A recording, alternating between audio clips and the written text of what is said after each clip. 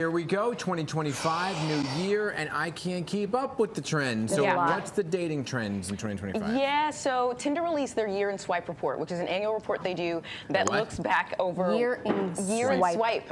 So it's what happened in the year before, and then it's forecasting what to expect in the world of relationships and dating in the upcoming year. So for 2025, what we're seeing is that the typical like dinner coffee dates, those are out. 40% of singles prefer activity dates. Like going outside, doing maybe it's hiking, going for a walk. 34% said they're even open to something like cooking class, pottery class, painting class. Holy smokes. Yep, and 39% said they're into sober dates. So focus less on the drinks, more on making the memories. Group dates are also a big thing with the younger generation. So like whether it's a double date, I know one of our lovely producers here, her daughter's going on a group date this week. Wow. It's a thing. Where are you taking me?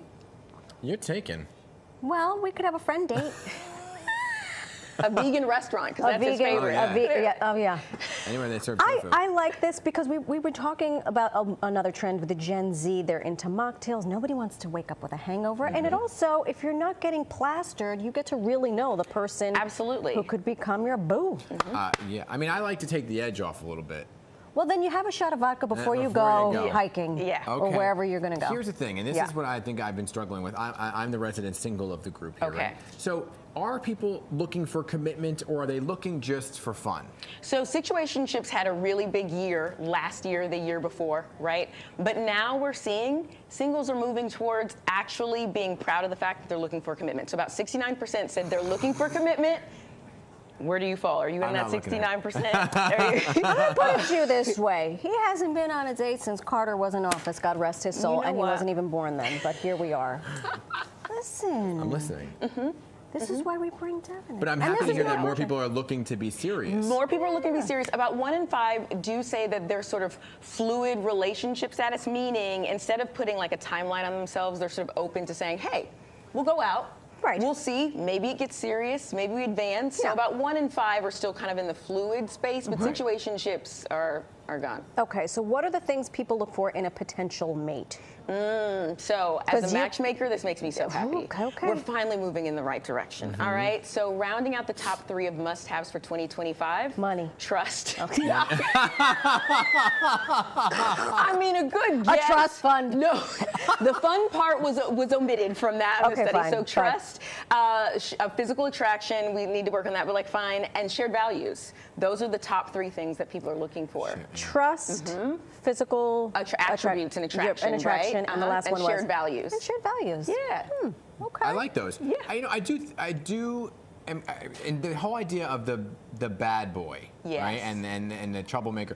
What was that about? Wait, are you a bad boy? Is this? No, I am not. Are you? He's an altar boy. He was a lector. Are you kidding me? So you're saying he's got golden retriever energy, which is good for you, Dan, because that's in. 44% of singles want golden retriever energy. Okay. See? Okay. So bring a frisbee with you next time you go to.